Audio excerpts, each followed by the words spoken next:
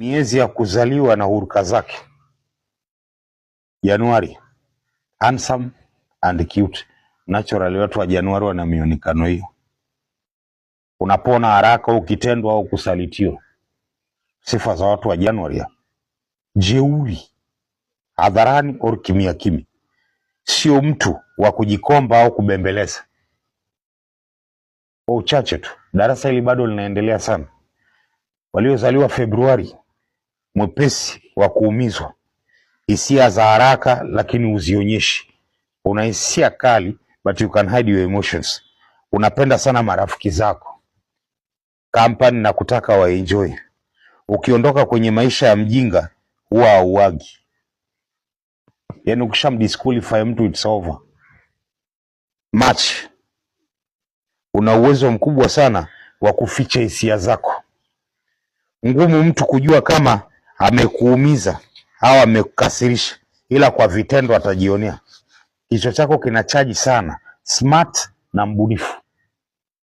Waliozaliwa Aprili mwezi wa 4: unapenda sana timu wa kazi za pamoja. Unajiamini kupita kiasi. Unatahadhari mno na watu na maneno. Uwezo mkubwa wa kutunza kumbukumbu. Typically ni mwerevu. Mei, roho ngumu, jeuri, dhamira imara kwa chochote ulichokipangilia. Mwepesi wa kuchukizwa. Kasoro ya watu waliozaliwa mwezi wa 5: unapenda sana attention. June, master wa mahaba, very romantic. Watu wanaume na wanawake waliozaliwa mwezi Juni very romantic. Mzee ni mafundi.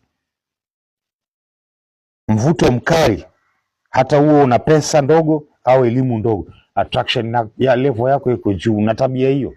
Yani you look very attractive.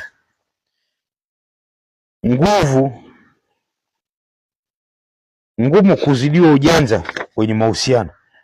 Ngumu sana kumpenda mtu aliyezaliwa Juni, kwa sababu yeye mwenyewe Mungu kamleta hapa duniani ni master romance na relationship.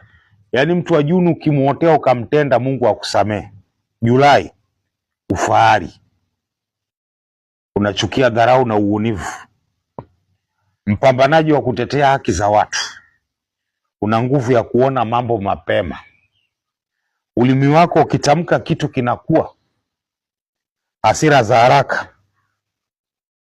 Ngumu watu kukusoma au kukutabiri. Tasnia yoyote ukiingia unakuwa mbobezi hata kama ukuisomea.